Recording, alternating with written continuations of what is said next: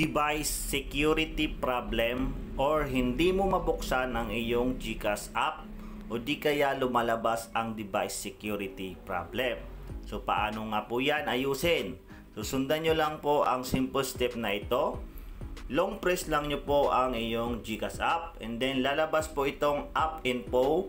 Pindutin nyo po yan ang app info and then ang gagawin nyo po dito ay pindutin nyo itong force stop and then sunod nyo po itong storage usage. So ito po yung storage usage and makikita nyo po dito yung clear cache. Itong clear cache na to, pindutin nyo yan and then sunod nyo itong clear data.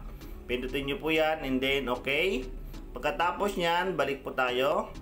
Kapag ito po ay maayos na, susubukan nyo pong buksan ang iyong GCash. And then kapag hindi pa, so long press pa rin po. And then gawin nyo po itong pindutin tong app info. Pindutin nyo po itong uninstall. So ayan, uninstall and then okay. So susunod na gagawin po natin ay kailangan nyo lang po i-off ang inyong cellphone. Restart nyo po yan. Pag nabuksan nyo na po ang cellphone nyo po, ito po yung susunod na gagawin po natin.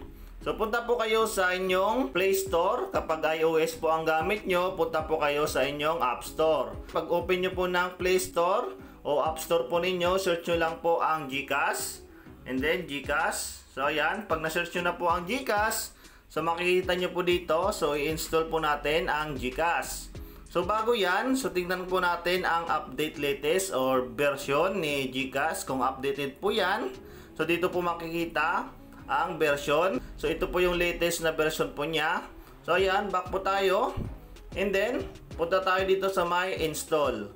So ayan, pindutin lang po natin ang install and hintayin po natin na ma-download po ang GCash. Pag okay na at na-install nyo na ang inyong GCash app, so back po tayo sa menu.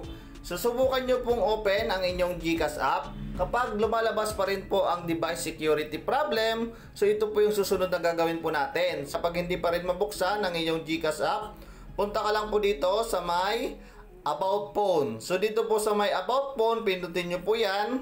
And then lalabas po itong version. So ito po yung version, pindutin nyo po yan. And then makikita nyo itong build number. Pindutin nyo lang po siya ng 6 o 7 o 8 beses. Kapag may password po yung cellphone nyo, ilagay nyo po. And then lalabas po yan, developer mode. Kapag okay na po yan, back po kayo, back. And then hanapin nyo po itong additional settings. Dito sa may additional settings, pindutin nyo po yan. And then makikita nyo po itong developer options. So ayan, dito po sa may developer options, pindutin nyo yan. And then ang gagawin po natin dito ay kailangan lang natin i-off ang developer options. So ayan, o i-off po natin yan. And then pag okay na po, so ayan, back po tayo. Pindutin natin ulit itong additional settings. Tingnan natin na wala na po ang developer options. So ayan, back po tayo. Punta tayo sa menu. Pwede nang buksan ang iyong GCash app.